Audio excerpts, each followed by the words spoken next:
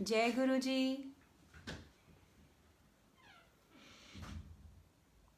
जय गुरु जी संगत जी। जय गुरु जी।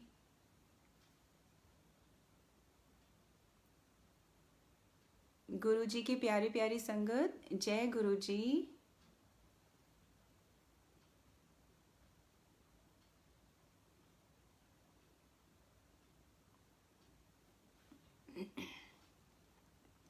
जय गुरु जी। जय Guru ji.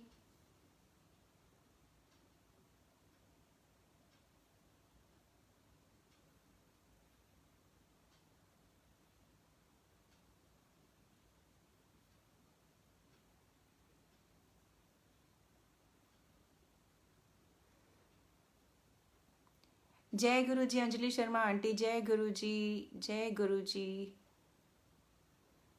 Am I audible aunty?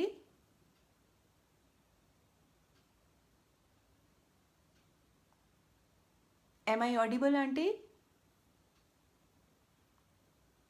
Aunty आप एक थम्स अप कर देंगे? Am I audible? Am I loud enough? जय गुरु जी।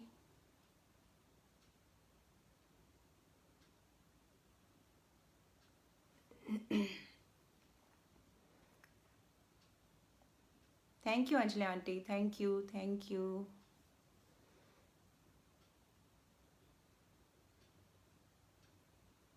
जय गुरु जी। जय गुरु जी।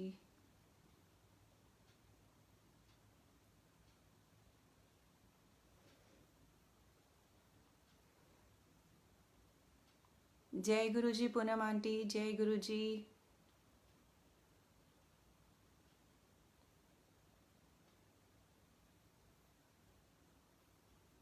जय गुरु जी वैशाली आंटी, जय गुरु जी। जय गुरु जी वैशाली आंटी, जय गुरु जी अंजलि आंटी अगेन, जय गुरु जी पूनम आंटी।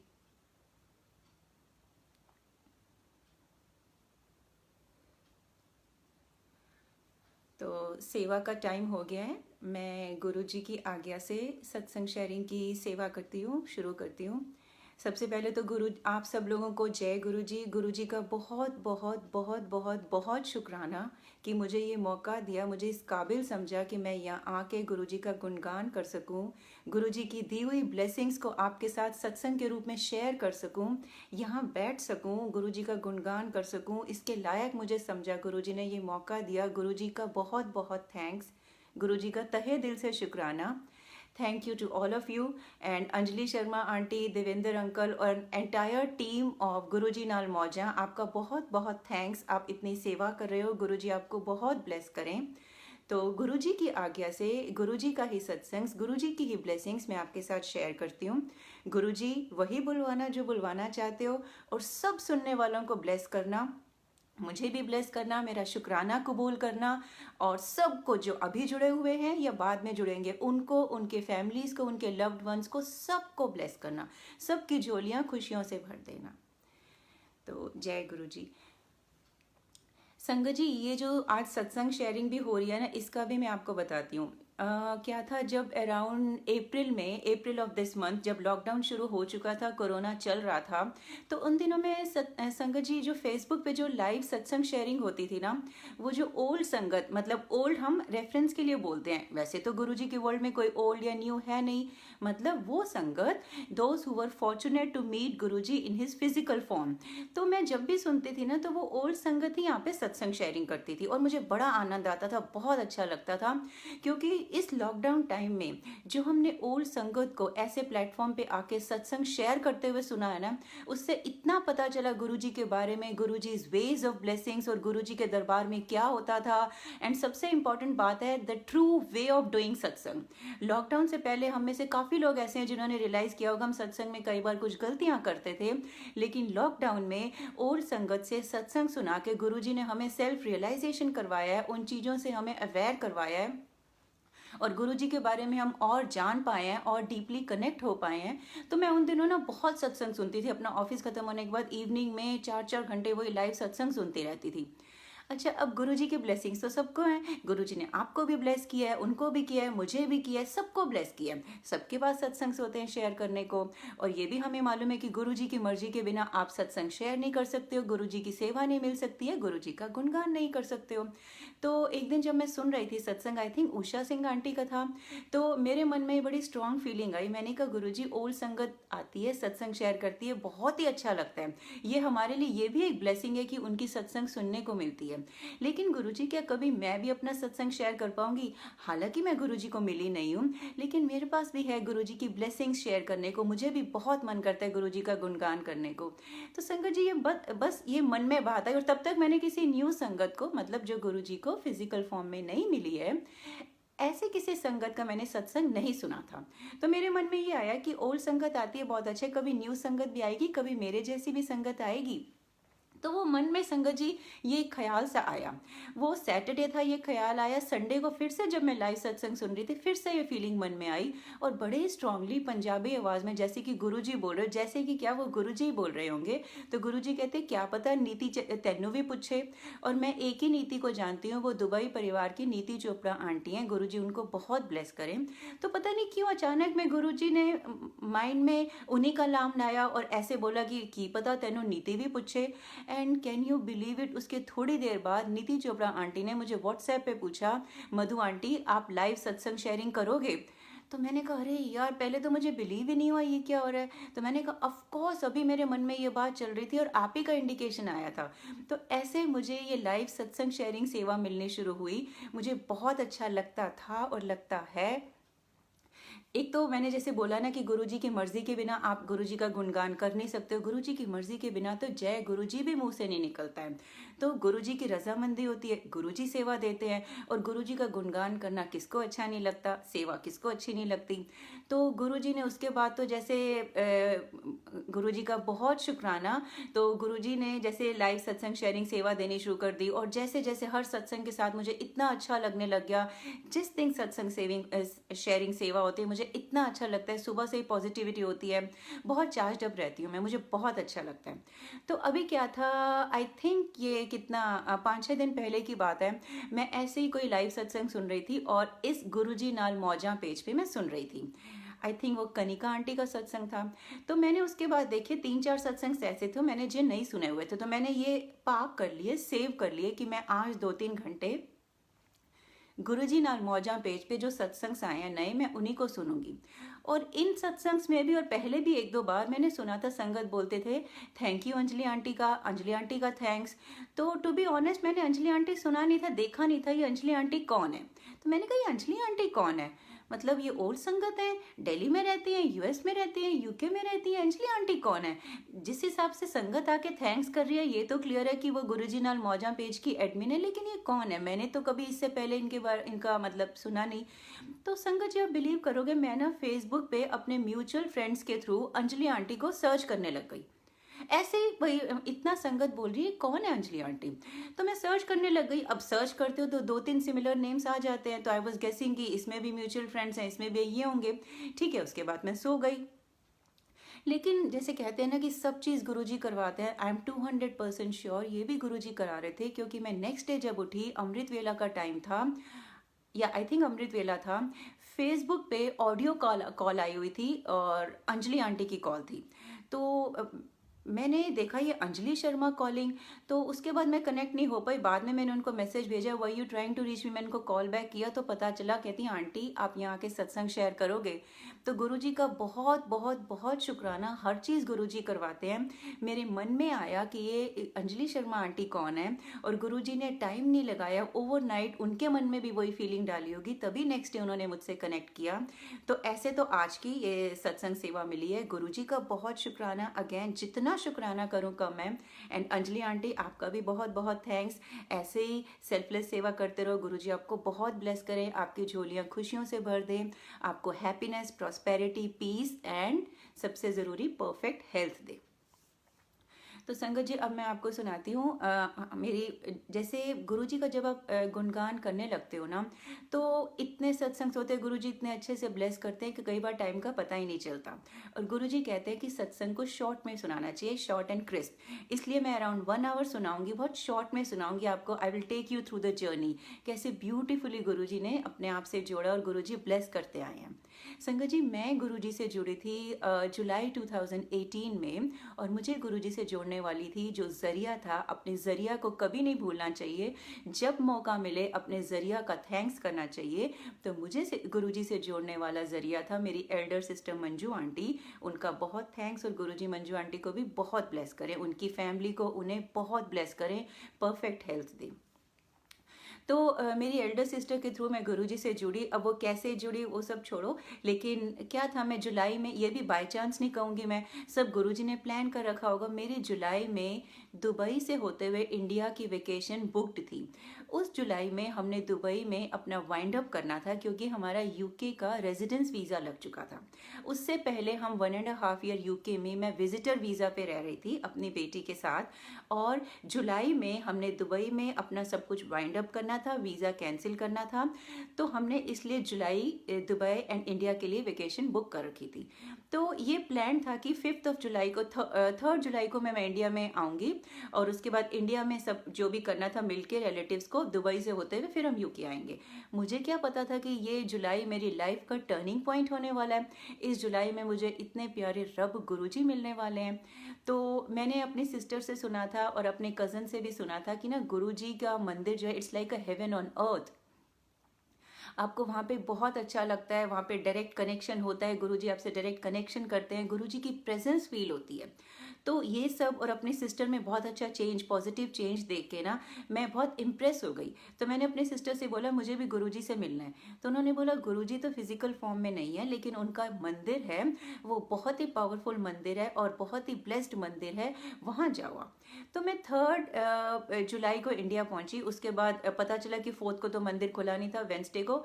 तो मैं 5 जुलाई को मंदिर गई, क्योंकि मुझे पता था 7 जुलाई को बर्थडे है। और मेरी सिस्टर ने बोला कि अगर आपने पहली बार बड़े मंदिर जाना है तो 7 जुलाई से पहले जाओ, क्योंकि 7 जुलाई को गुरुजी का बर्थडे सेलिब्रेशन होता है, which is the biggest function.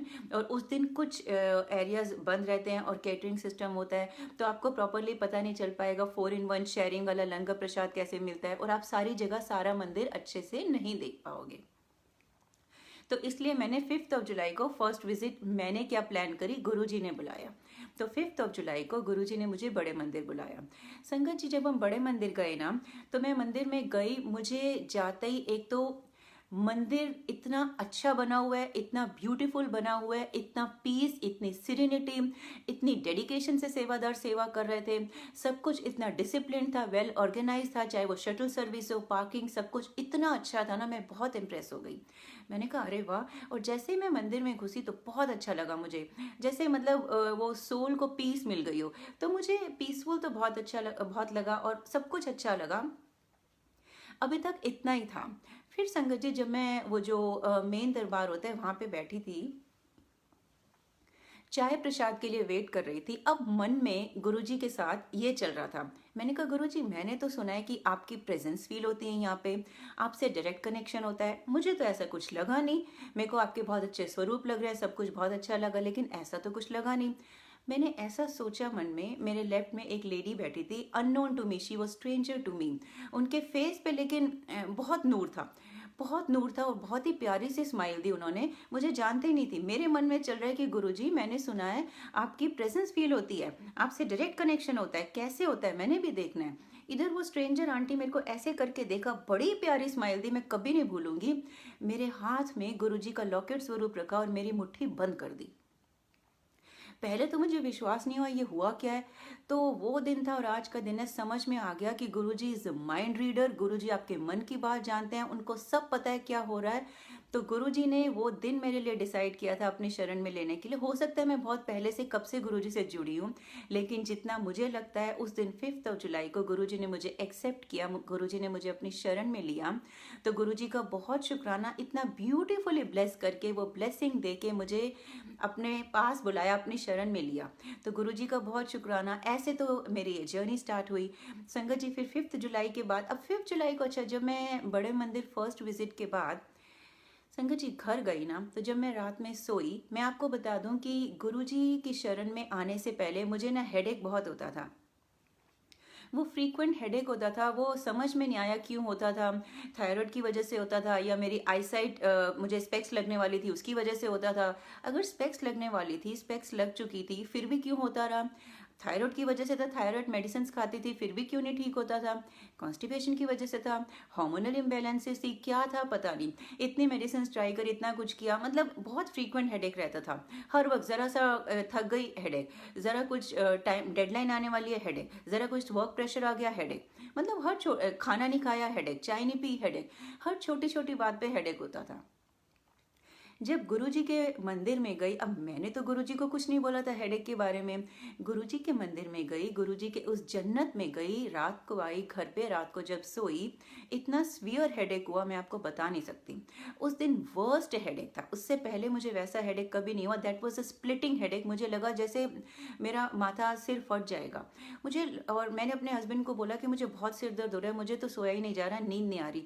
तो वो बोले कि अभी किसी तरह से सोने की कोशिश करो, मॉर्निंग में हम जाएंगे, मैं डॉक्टर से अपॉइंटमेंट ले लूंगा और एमआरआई कराएंगे क्योंकि इतना सीवियर हो रहा है आपको। संगत जी मैं ये सोचती रही टू बी ऑनेस्ट, क्योंकि नई नई जुड़ी थी गुरुजी से, मतलब नई नई क्या, हाफ अ डे पहले ही जुड़ी थी। तो मन में आया आज ही मैं बड़े मंदिर होके आई हूँ, मैं तो ये मांग के आई हूँ कि लाइफ में सब सुख शांति रहे, ये क्या इतना इतना बुरा सिर दर्द हो रहा है मुझे। अच्छा, फिर उसके बाद जब मॉर्निंग हुई, मॉर्निंग तक आते आते मेरा सिर दर्द बिल्कुल ठीक हो गया। सिर दर्द ठीक ही नहीं हुआ, I felt so light headed, जैसे मेरे हेड से कुछ बहुत बड़ी, मतलब बहुत बड़ा पत्थर या बहुत बड़ा बर्डन या पता नहीं कोई बहुत पुरानी बीमारी निकल गई हो, पता नहीं क्या, but I felt very very light. मैं भूल गई कि मुझे रात को सिर दर्द भी था। तो मेरे हस्बैंड ने बोला कि मैं अपॉइंटमेंट लूँ, मैंने कहा नहीं, ज़रूरत ही नहीं, अभी तो मुझे बहुत अच्छा लग रहा है, बिल्कुल सिर दर्द लग ही नहीं रहा, अगर दोबारा कभी होगा तो सोचेंगे। तो जब मैंने अपनी सिस्टर से बात करी, क्योंकि वो मुझसे पहले से जुड़ी हुई हैं और मेरे लिए ज़रिया वही हैं, मैंने अपनी सिस्टर से जब बात की तो उन्होंने कहा कि ऐसा होता है, इसका मतलब गुरुजी ने आपका बहुत बड़ा कष्ट टाला है, कोई बीमारी टाली है, या तो आपको थी ऑलरेडी या आपको आगे आने वाली थी, गुरुजी ने वो बीमारी टाल दी। तब मुझे रियलाइज़ हुआ, हाँ मुझे तो बहुत फ्रीक्वेंट हेडेक होता है, क्योंकि तब तक मुझे नहीं पता था आगे होगा या नहीं। मैंने कहा मुझे तो बहुत फ्रीक्वेंट हेडेक होता है। तो संगत जी उस दिन के बाद से मुझे उस तरह का वो फ्रीक्वेंट हेडेक हुआ ही नहीं, हेडेक मेरी लाइफ से निकल गया। I mean once in a month कभी हो जाए वो तो हर एक को होता है, लेकिन जो मुझे पहले होता था एक तरह से हेडेक की जो बीमारी थी वो मेरी लाइफ से निकल गई। तो गुरुजी का बहुत शुक्राना, जैसे गुरुजी ने मेरी हेडेक की बीमारी दूर करी, मेरी और भी हेल्थ इश्यूज दूर करे, मुझे ब्लेस किया, वैसे ही गुरुजी आप सब लोगों को भी ब्लेस करें, आप सब लोगों को परफेक्ट हेल्थ दें। तो संगत जी गुरुजी ना ऐसे और भी इतने सारे सत्संग हैं, वैसे गुरुजी मेरा विश्वास जीतते गए, ब्लेस करते गए, और गुरुजी की जर्नी में मैं बड़ा ही ब्यूटीफुली गुरुजी के साथ आगे चलती गई, और ये जर्नी इतनी अच्छी लगती है। जैसे सब कहते हैं, मैं भी यही कहूँगी कि लाइफ के 2 फेजेस हैं, गुरुजी की शरण में आने से पहले और गुरुजी की शरण में आने के बाद। गुरुजी की शरण में आने के बाद दुख नहीं लगता, खुद को पता है कि ये सिर्फ 10% है, 90% तो गुरुजी ने काट दिया है, और ये भी पता है कि कर्मों का भुगतान है। मतलब इतने अच्छे से सेटिस्फैक्शन मिल जाती है, सुख में बहुत खुशी होती है, दुख में भी सेटिस्फैक्शन होता है कि खाली 10% है। तो ये लाइफ जो है ना गुरुजी की शरण में आने के बाद वाली बहुत ब्यूटीफुल है, उसके लिए गुरुजी का बहुत शुक्राना। तो संगत जी उसके बाद मैं 7 जुलाई को भी बड़े मंदिर गई, गुरुजी का बर्थडे सेलिब्रेशन देखा, बहुत ही अच्छा लगा। गुरुजी के वहाँ जब 5 जुलाई को मैंने 4-in-1 लंगर शेयरिंग सेवा देखी थी, वो भी मुझे बहुत अच्छा लगा। मतलब कैसे कोई भेदभाव नहीं, आप किसी को जानते नहीं हो, कौन आपके साथ बाकी 3 लोग बैठे हैं और आप एक थाली में शेयर करके खा रहे हो, तो सब कुछ मुझे बहुत अच्छा लगा। संगत जी मैं आपको एक बात और बताऊँ, मुझे तभी, मतलब ये भी कोइंसिडेंस नहीं है, गुरुजी ने मुझे इतना अर्ली 1st-2nd डे में ही मुझे ये सुनवा दिया कि कॉपर लोटा लाने से, गुरुजी से ब्लेस करवाने से आपकी हेल्थ इश्यूज दूर हो जाती है। तो मैंने सेकेंड या थर्ड डे कॉपर लोटा लिया और मैंने वो कॉपर लोटा अपनी मतलब उसी इंडिया विजिट में ब्लेस करवाया। गुरुजी का बहुत शुक्राना कि मुझे इतना जल्दी कॉपर लोटा भी ब्लेस कर दिया। संगत जी, मेरी ना स्किन पे बहुत, पता नहीं वो एक्ने था, पिगमेंटेशन थी या क्या था, उसकी भी मेरी दवाई चल रही थी। मतलब पिछले गुरुजी की शरण में आने से 6-7 ईयर्स से मेरी स्किन बहुत ख़राब हो गई थी। मतलब या तो हम दुबई में रहते थे, दुबई में जो सन होता है बहुत स्ट्रांग होता है, उसकी यूवी रेज, उस वजह से पता नहीं क्या मेरी स्किन पूरी छिल गई थी, बहुत ब्लैक ब्लैक हो गया था। मैं खुद को मिरर में देख नहीं सकती थी। गुरुजी की शरण में आने से 5-6 साल पहले से ये चल रहा था और इसके लिए भी बहुत मेडिसिन ट्राई करी, कुछ हुआ ही नहीं। अब जब गुरुजी का ब्लेस्ड कॉपर लोटा लिया, मैंने उससे जल प्रसाद पीना शुरू किया। जहाँ तक मुझे याद है विद इन 10 डेज मेरी स्किन क्लियर हो गई। विद इन 10 डेज मुझे बिलीव नहीं हुआ कि मेरी स्किन ऐसे क्लियर हो गई जैसे कुछ था ही नहीं। इतने अगली ब्लैक पैचेस थे, डिस्कलरेशन थी, पिगमेंटेशन थी। मैंने इतनी सारी वो कंसीलिंग क्रीम्स होती है ना, वो लेके रखी थी, लाइटनिंग क्रीम्स, वो सब बेकार। 10 दिन में गुरुजी के जल प्रसाद को, गुरुजी के ब्लेस्ड लोटे से जल प्रसाद पीने से विद इन 10-12 डेज, इतना ही मुझे याद है, ज़्यादा टाइम नहीं लगा, गुरुजी ने मेरी स्किन प्रॉब्लम भी ठीक कर दी। तो गुरुजी ने अगेन जैसे मेरी स्किन प्रॉब्लम ठीक करी, वैसे आप सब लोगों को भी बहुत ब्लेस करें। गुरुजी का बहुत शुक्राना मेरी स्किन प्रॉब्लम ठीक करने का, मेरी सारी हेल्थ इश्यूज ठीक करने का, इतनी सारी ब्लेसिंग्स देने का। क्योंकि मैं अगर गुरुजी की ब्लेसिंग्स गिनवाने लग जाऊँ ना तो ये लाइफ भी कम रहेगी। वो कहते हैं ना कि अगर जो आकाश है वो पेपर बन जाए, ट्री की लीव्स अगर पेन बन जाए, और सारे समुंदर का पानी अगर इंक बन जाए, और गुरुजी की ब्लेसिंग्स लिखने लग जाओ ना, तब भी कम पड़ेगी, लाइफ टाइम कम पड़ेगी। तो गुरुजी का बहुत शुक्राना। जैसे जैसे मैं सत्संग शेयर करती जाऊंगी, ब्लेसिंग्स फ्रेश होती जाएंगी, मैं गुरुजी का शुक्राना करती जाऊंगी। लेकिन गुरुजी का शुक्राना उन सब ब्लेसिंग्स के लिए भी है जो हमें दिखती नहीं है, याद नहीं आती हैं, और जो बैकग्राउंड पे गुरुजी हमें ब्लेस करते रहते हैं। संगत जी, फिर उसके बाद ना 7 जुलाई को गुरुजी का बर्थडे सेलिब्रेशन अटेंड करके हम लोग दुबई आए। दुबई में हमने वाइंड अप करना था। अब जब हम दुबई आए ना, ये थर्सडे का दिन था और सैटरडे मॉर्निंग को हमारी दुबई से यूके के लिए फ़्लाइट थी। थर्सडे का दिन था। मेरी बेटी और मैं, मेरी बेटी आरुषि आंटी, हम लोग बहुत सेंटी, बहुत सैड हो रहे थे। क्यों? शायद 14 ईयर्स दुबई जैसी जगह पर रहे थे, दुबई में हमारा स्टे बहुत अच्छा रहा था, तो दुबई जैसी जगह को छोड़ के आ रहे थे, इसलिए सैड थे। और मैं तो गुरुजी को बहुत मिस कर रही थी, नई नई गुरुजी से जुड़ी थी। तो थर्सडे को जब बैठे थे ना, मैं सोच रही थी अरे गुरुजी, सैटरडे मॉर्निंग को हमारी फ़्लाइट है यहाँ से यूके के लिए। एक तरह से ये ट्रू मायने में हमारा दुबई छोड़ना है, दुबई को हमेशा के लिए छोड़ रहे हैं, क्योंकि हमारा रेजिडेंस वीज़ा कैंसिल हो रहा है और यूके में नया घर सेटल करने जा रहे हैं प्रॉपर वे में, तो तभी हम यूके में सेटल होने वाले थे। मैंने कहा गुरुजी, ये नया फेज़ है लाइफ का और मैं आपको इतना मिस कर रही हूँ। काश कि अभी ये दुबई में जो 1-2 दिन बचे हैं, इसमें भी मैं आपको, आपकी संगत को, आपके मंदिर को या आपकी कम्युनिटी को मिल पाऊँ। तब तक मुझे ये नहीं पता था कि गुरुजी फॉलोअर्स को संगत कहते हैं। मैंने कहा काश कि गुरुजी दुबई में भी कोई आपकी सत्संग हो, आपके फॉलोअर्स हों। मैंने ये सोचा और उसके बाद पता नहीं कैसे गुरुजी ने मेरे थॉट्स को कंट्रोल किया। मैं कुछ फेसबुक में, पता नहीं मैंने क्या वर्ड डाला होगा गूगल में, तो फेसबुक आ गया और गुरुजी का दुबई गुरु परिवार आ गया। मैं देख के हैरान हो गई कि दुबई में तो गुरुजी का बहुत बड़ा गुरु परिवार है, बहुत ब्लेस्ड, बहुत बड़ा गुरु परिवार है। और मैं 14 ईयर्स दुबई में रही, मुझे पता नहीं चला। मैं गुड़गांव में मेरी मैरिज हुई है, दिल्ली में मैं पली बड़ी हूँ, जीके में मैंने जॉब करी है और इन सब जगह पे गुरुजी रह चुके हैं। मतलब गुड़गांव से ये गुरुजी का बड़ा मंदिर पास है। तो मुझे, जब मैं इंडिया में रही, मुझे कभी पता नहीं चला। दुबई में रही, मुझे वहाँ के गुरु परिवार के बारे में पता नहीं चला, क्योंकि गुरुजी की टाइमिंग होती है, गुरुजी ने मुझे अपने टाइम से बुलाना था। तो संगत जी, जब मुझे पता चला ना कि, और ये भी देखो, अब टाइमिंग देखो गुरुजी की, मैं थर्सडे को देख रही हूँ, थर्सडे को मुझे दुबई का गुरु परिवार के बारे में पता चला और फ्राइडे को वहाँ का वीकली सत्संग होता है और नेक्स्ट डे फ्राइडे था और सैटरडे को मेरी फ्लाइट थी यूके के लिए, फाइनल दुबई को गुड बाय करते हुए। तो मैंने कहा ये तो बहुत अच्छा है। तो मैंने सोनिया विज आंटी हैं, दुबई गुरु परिवार की वो कोऑर्डिनेटर हैं, गुरुजी सोनिया आंटी को भी बहुत ब्लेस करें। तो मैंने सोनिया आंटी को कांटेक्ट किया और मैंने बोला आंटी क्या मैं कल सत्संग में आ सकती हूँ? उन्होंने कहा मोस्ट वेलकम। तो संगत जी, नेक्स्ट डे फ्राइडे को मैं, मेरी बेटी और मेरे हस्बैंड पवन अंकल, हम तीनों समाना होटल में दुबई में वो जो वीकली सत्संग होता है वो अटेंड करने के लिए गए। अब संगत जी, मैं ना जैसे ही घुसी ना वहाँ पे, एक तो मतलब बहुत ह्यूज स्केल पे होता है, मैसिव स्केल पे होता है वह सत्संग। आई थिंक अराउंड 500 संगत होगी वहाँ पे। मतलब इतना बड़ा, इतना अच्छे ढंग से सत्संग हो रहा था। वो सब देख के मुझे बहुत अच्छा लगा, और मुझे पता था कि नेक्स्ट डे मेरा फाइनल दुबई को गुड बाय है। और वो गुरुजी भी अपनी तरफ खींच रहे थे। तो इन सब चीज़ों के ना आंसू थे आंखों में, और मैं रो रही थी। तो सत्संग बड़े ही अच्छे से अटेंड किया, गुरुजी की ब्लेसिंग मिली, बहुत अच्छा लगा।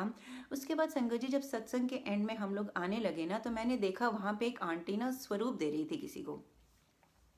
तो मुझे वैसे भी सोनिया विज आंटी को मिलके थैंक्स करना था, तो मैंने गेस किया वो सोनिया विज आंटी होंगी।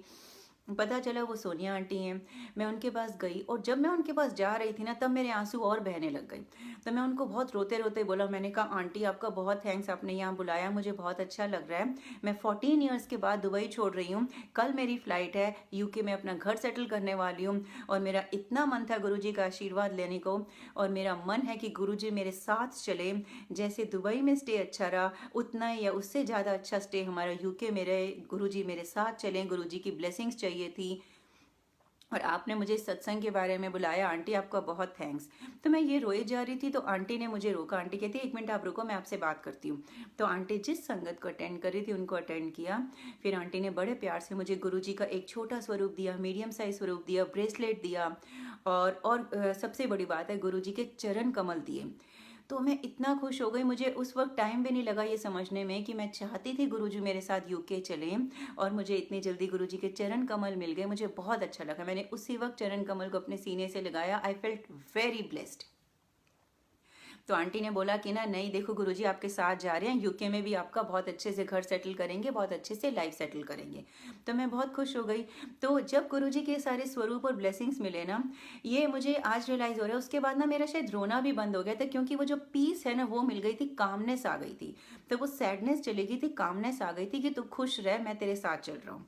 तो संगत जी, उसके बाद सैटरडे को हमारी फ़्लाइट थी, हम लोग यूके आ गए।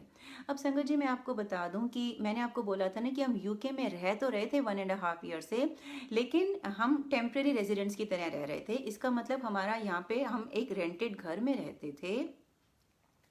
और जब मैं जुलाई में हम ये लॉक करके गए थे दुबई और इंडिया के लिए, संगत जी हमारा एक फ्रिज था। उस फ्रिज में से ना, जब हम शुरू शुरू में इस घर में आए थे ना, उस फ्रिज में से ना बहुत स्कैरी सी एनिमल की आवाज़ आती थी, बहुत स्कैरी सी। तो जब नए नए आए तो हमें बड़ा बड़ा डर लगता था। लेकिन मेरे हस्बैंड ने इधर उधर देखा, फ्रिज खोल के देखा, कुछ समझ में ही नहीं आया। तो हमने कंक्लूड किया कि ना, हम टॉप फ्लोर पे रहते हैं, तो कोई रूफ पे ठंड होती है, कोई एनिमल की ऐसे ठंड की वजह से आवाज़ आती होगी। लेकिन ना शुरू शुरू में उसमें से बहुत आवाज़ आती थी, डर लगता था, लेकिन by time we got use to that. तो वो फ्रिज ना, जब हम इंडिया गए थे, वो फ्रिज प्रॉपरली फंक्शनल था, 1.5 ईयर से चल रहा था, उससे पहले भी चल रहा होगा क्योंकि लैंडलॉर्ड का दिया हुआ था, चल रहा था, फंक्शनल था, बस उसमें से वो आवाज़ आती थी। हम वो, क्योंकि वेकेशन में यूज़ नहीं होना था, तो बस हम पीछे से स्विच ऑफ करके गए थे। अब जब मैं गुरुजी के चरण कमल लेके आई, गुरुजी के साथ आई यूके वाले घर में कि गुरुजी हमारी लाइफ अब ट्रू मायने में सेटल होगी, क्योंकि अब हम दो नाव में सवार नहीं कर रहे, दुबई हम बंद करके आ चुके हैं, अब हमने यूके में सेटल होना है। तो गुरुजी हमारी लाइफ में पॉजिटिविटी लाओ, हमारी लाइफ से नेगेटिविटी निकालो, हमें ब्लेस करो, हमारे घर में विराजमान हो जाओ, हमें बरकत दो। तो ये कहते हुए हम इस घर में घुसे थे, और गुरुजी का चरण कमल हमने और गुरुजी का स्वरूप मंदिर में रखा। तभी पता नहीं बड़ी अंदर से स्ट्रांग फीलिंग आई कि मैंने अब सिर्फ गुरुजी को ही मानना है। मैं मतलब कितना टाइम से माता रानी को मानती थी, और जब से ग्रेजुएट हुई हूँ मैं बजरंगबली को भी मानती थी। तो मैंने बड़े ही आदर सत्कार से वो सारे स्वरूप जो है ना, एक पैकेट में डाल के वहीं मंदिर में रख दिए, और मंदिर में जो मेन है वो गुरुजी के स्वरूप रख दिए, क्योंकि मन में आया कि अब सिर्फ गुरुजी को ही मानना है। क्योंकि तब तक मुझे पता चल रहा था कि गुरुजी महाशिव है। तो गुरुजी के चरण कमल रखे मन में, फिर वही अरदास, गुरुजी अब आप इस घर में आ गए हो, सारी नेगेटिविटी हटा देना, बरकत लाना इस घर में, खुशियां देना, हमारे अंग संग रहना। ये कह के संगत जी, हम लोग सबसे पहले क्या करते हैं जब वेकेशन से आते हैं, तो किचन ऑन करते हैं। मैंने फ्रिज ऑन किया तो वो फ्रिज चला ही नहीं। वो फ्रिज फंक्शनल था, हम सिर्फ स्विच ऑफ करके गए थे। ऐसे कैसे हो गया, वो फ्रिज चल ही नहीं रहा, इतने साल से तो वो चल रहा था। तो संगत जी मन में ना, टू बी ऑनेस्ट, क्योंकि नई नई जुड़ी थी, तो मन में ये आया, अरे तो अभी तो मैं गुरुजी से जुड़ी हूँ, मैं तो गुरुजी को लेके आई हूँ, मैं तो गुरुजी से अरदास कर रही हूँ कि गुरुजी आप बरकत लाओ, ब्लेस करो, और ये तो चलता चलता फ्रिज ही खराब हो गया, ये क्या हो गया। और अब फ्रिज जैसी चीज़ खराब हो जाए तो लगता है अरे यार अभी वेकेशन से आए हैं, बाहर कितनी बार खाना खाने जाएंगे, क्योंकि फ्रिज के बिना तो खराब हो जाएगा जो आप बनाओगे। तो ना मन में लगा रही क्या हो गया, ये क्या हो गया। उस वक्त समझ में नहीं आया ये क्यों हुआ और कैसे हुआ। तो बहुत कोशिश करी, चला नहीं। हमने लैंडलॉर्ड को कंप्लेंट करी, पता चल गया कि 1 वीक में आपका नया फ्रिज आ जाएगा। So 1 week we went through a bit of inconvenience. 1 week के बाद नया फ्रिज आ गया। वो नया फ्रिज आया, बट नेचुरल उसमें से तो आवाज़ आनी नहीं थी। तब तक हम भूल चुके थे वो आवाज़ आती थी पुराने फ्रिज में, और क्यों गुरुजी ने पुराना फ्रिज घर से फिकवाया, हम लोग भूल चुके थे। जब नया फ्रिज आया उसमें से कोई आवाज़ नहीं थी, चलने लग गया और लाइफ मूव्ड ऑन। तो लेकिन मेरे मन में हमेशा ये मिस्ट्री थी, क्वेश्चन था कि गुरुजी आप आए घर में और ये फ्रिज क्यों बंद हो गया, क्योंकि ऐसे तो नहीं हो सकते, फ्रिज क्यों बंद हो गया, फ्रिज क्यों हमने घर से फेंक दिया, फ्रिज क्यों घर से चला गया। तो संगत जी ये 5-6 मंथ्स के बाद इस चीज़ का जवाब मुझे मिला। मेरे हस्बैंड ना, पवन अंकल, गुरुजी उनको भी ब्लेस करें, वो ना ट्रैवल करते रहते हैं दुबई एंड इंडिया। तो अब मेरी बेटी और मैं यहाँ यूके में रहते हैं, तो मेरे हस्बैंड ट्रैवल करते रहते थे, तो जब वो जाते थे मेरी बेटी और मैं रहते थे। तो 5-6 मंथ्स के बाद मेरी बेटी की इंटर्नशिप थी, तो उसने ना वो किसी और सिटी में सम फ्यू मंथ्स के लिए शिफ्ट होना था, सिर्फ इंटर्नशिप पीरियड के लिए। तो मेरे हस्बैंड जब उसको वहाँ पे सेटल करके आए ना, तो जब आए तो मैंने बोला कि अब तो आरुषि भी चली गई है, प्लीज़ अब आप अपना, जब तक आरुषि वापस नहीं आ जाती, अब अपनी ट्रैवल बंद कर दो, प्लीज़ अब मत जाना, क्योंकि मुझे यहाँ अकेले डर लगेगा। अब संगत जी सुनो मैं कैसे कॉन्वर्सेशन बोल रही थी। मैंने कहा कि ना मुझे डर लगेगा, वो बाहर एक पेपर भी उड़ता है ना तो मुझे डर लगता है अकेले। शुक्र है वो पुराना फ्रिज नहीं है जिसमें से इतनी स्कैरी आवाज़ आती थी। तो तब मुझे कुछ स्ट्राइक हुआ, क्या ये रीज़न था कि गुरुजी ने वो फ्रिज फिकवा दिया। और तब तक मैं सुन भी चुकी थी, और उस दिन बहुत ही प्रॉपरली मुझे गुरुजी ने एक जगह पढ़वाया। वो गुरुजी के वचन है जहाँ पे लिखा हुआ है कि जब भी मैं तुम्हारी शरण, तुम्हारी ज़िंदगी में आता हूँ, तुम्हारे घर में आता हूँ, सबसे पहले तुम्हारे घर से नेगेटिविटी हटाता हूँ। तो मतलब जब भी गुरुजी की शरण में आप आते हो, गुरुजी आपकी लाइफ में आते हैं ना, तो गुरुजी आपकी लाइफ से वो सारे नेगेटिव डिवाइस हटाते हैं, सारे नेगेटिव लोगों को भी हटाते हैं। Anything, any person which produces which is a source of negativity, Guruji उसको हटाते हैं। अगर आप अपनी लाइफ में कभी किसी पंडित तांत्रिक के चक्कर में पड़े थे और कभी उनका दिया हुआ तावीज़ आपके घर में होगा, तो गुरुजी किसी ना किसी तरह से उसको भी फिकवा देंगे, क्योंकि कोई भी नेगेटिव चीज़ गुरुजी चाहते ही नहीं आपकी लाइफ में रहे। और मैंने तो गुरुजी से अरदास करी थी, गुरुजी पॉजिटिविटी लाओ, बरकत लाओ। तो उस दिन गुरुजी ने मुझे पढ़वाया और मुझे उस चीज़ का जवाब मिला कि क्योंकि मैं, गुरुजी मेरी लाइफ में आए थे या गुरुजी ने मेरा हाथ पकड़ा था, और वो फ्रिज में से आवाज़ आती थी, वो ऐसे ही नहीं आती थी, वो फ्रिज वाकई नेगेटिविटी प्रोड्यूस करता था। इसीलिए जैसे ही गुरुजी के चरण कमल पड़े इस घर में, वो फ्रिज गुरुजी ने खराब करके फिकवा दिया। तो गुरुजी का बहुत शुक्राना मेरी लाइफ से वो फ्रिज जैसी नेगेटिविटी और बाकी सारी नेगेटिविटी हटाने का। एंड गुरुजी से अरदास है कि जैसे मेरी लाइफ से नेगेटिविटी हटाई है, आप सब लोगों की भी लाइफ से नेगेटिविटी हटाएं। आप सब लोगों को पॉजिटिविटी दें, हैप्पीनेस दें, प्रॉस्पेरिटी दें, बरकत दें। तो देखो कितनी अच्छी सी बात है। गुरुजी मतलब मन में कई बार देखो, मतलब गुरुजी से मैं माफ़ी भी मांगना चाहती हूँ। मैं नई नई जुड़ी थी, मैं कैसे डाउट करने लग गई कि गुरुजी आए हैं घर में और फ्रिज खराब हो गया। मतलब इतनी छोटी सी बात है फ्रिज खराब होना, लेकिन अब गुरुजी ने इंस्टेंटली जवाब नहीं दिया, लेकिन बाद में इतने अच्छे से जवाब दे दिया। तो मैंने ये सत्संग भी शेयर किया, और क्योंकि इससे मतलब इससे ये भी गुरुजी ने मुझे सीख दी कि जब आप मेरी शरण में आ गए हो ना, अगर कोई चीज़ खराब होती है ना, वो सब मैं कर रहा हूँ, आपकी लाइफ का रिमोट कंट्रोल मेरे हाथ में है, कुछ भी परेशान होने की ज़रूरत नहीं है। या तो मैं कोई कष्ट टाल रहा हूँ, कोई कर्म टाल रहा हूँ, कर्म कटवा रहा हूँ, या वो चीज़ आपके लिए अच्छी है ही नहीं। तो संगत जी ऐसे करते करते गुरुजी के साथ जर्नी मेरी होती गई। और बीच में मैं बहुत शॉर्ट में ये भी बताना चाहूँगी कि गुरुजी की शरण में आने से पहले मेरी बेटी ना, पता नहीं क्या था, मैं क्या बोलूँ, उसके ऊपर कुछ नेगेटिविटी थी, पता नहीं क्या था। वो 10th तक तो उसके बहुत अच्छे मार्क्स आते थे, बहुत अच्छी थी स्टडीज़ में, और बहुत अवार्ड्स मिले दुबई में। 11th 12th उन 2 ईयर्स में ना ऐसा लगता था जैसे वो बेचारी मेहनत तो बहुत करती थी, लेकिन उसके माइंड पे ना कोई ब्लॉकेज है, कोई चीज़ उसको ब्लॉक कर रही है जो उसके माइंड में घुस नहीं रही है। मतलब स्टडीज़ में किसी भी मामले में ना शी लैक्ड हर कॉन्फिडेंस, और हमें उसके ऊपर बहुत तरस आता था। और लेकिन बाद में पता चला कि ये सब गुरुजी का ही, मतलब गुरुजी की टाइमिंग थी और गुरुजी यही चाहते थे। तो वो 2 साल में ना उसका, मेरी बेटी का बहुत जो स्टूडेंट लाइफ है वो अच्छी नहीं बीती। तो मन में ये बहुत रहता था कि आरुषि का जो वो खोया हुआ कॉन्फिडेंस है वो वापस आ जाए। तो 12th में इस वजह से उसके मार्क्स भी कुछ खास नहीं आए, लेकिन वो गुरुजी ने ही सब डिसाइड कर रखा था। गुरुजी ने उसका सैट एग्जाम दिलवाया होगा। वो तो हमें लगता है गुरुजी बाद में हमें अपनी हमारी लाइफ में आए, लेकिन पहले से ही आ गए होंगे।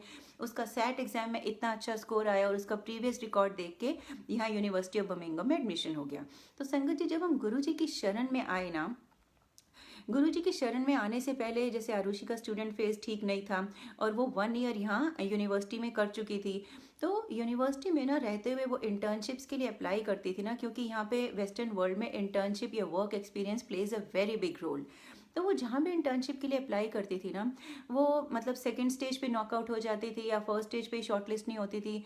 तो हमें लगता था अरे, और एक बार ना उसने रोल्स रॉयस का अपॉर्चुनिटी निकली, तो उसने हमें आकर बोला, मम्मा पापा ये रोल्स रॉयस की इंटर्नशिप अपॉर्चुनिटी है। तो हम दोनों के मुंह से निकला, अरे वाह, रोल्स रॉयस में हो जाए तो सीवी शाइन हो जाएगा। लेकिन तब हम गुरुजी की शरण में नहीं आए थे, तो उसका जैसे बाकी कंपनीज में नहीं हो रहा था, रोल्स रॉयस में भी सेकेंड या थर्ड स्टेज पे नॉकआउट हो गई।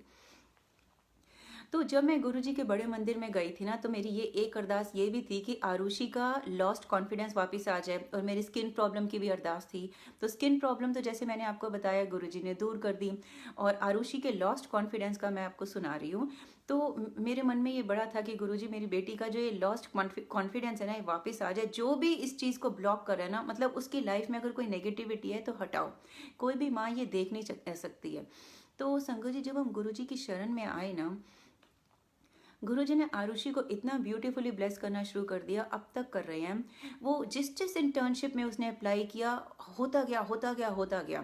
और जिस रोल्स रॉयस को हम लोग सोचते थे कि अरे ये रोल्स रॉयस में हो जाए तो मज़ा आ जाएगा, उस रोल्स रॉयस में, उस रोल्स रॉयस की एक जगह इंटर्नशिप में हो गया, रोल्स रॉयस इंजन में भी हो गया, रोल्स रॉयस मोटर कार्स में भी हो गया।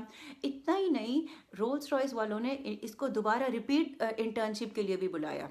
मतलब हम कहाँ एक बार चाहते थे गुरुजी की शरण में आने के बाद, गुरुजी ने तो मतलब, और इसको इतनी अपॉर्चुनिटीज दी, इसको पिक एंड चूज करना पड़ा। तो गुरुजी का बहुत बहुत शुक्राना, जैसे आरुषि को कॉन्फिडेंस दिया, आरुषि को ब्लेस किया, आप सब लोगों को भी ब्लेस करें। मैं आपको एक बात और एक सत्संग और सुनाती हूँ। गुरुजी की शरण में आने से पहले ना, फर्स्ट ईयर में गुरुजी ने आरुषि ने कुछ एग्ज़ाम्स दिए थे। एक मैथ्स एग्ज़ाम ऐसा था, उस एग्ज़ाम में, इसका फर्स्ट एग्ज़ाम था, इसको वैसे ही मैथ्स का फोबिया था, तो ना इसको फीवर हो गया, उस वजह से अच्छे से परफॉर्म नहीं कर पाई।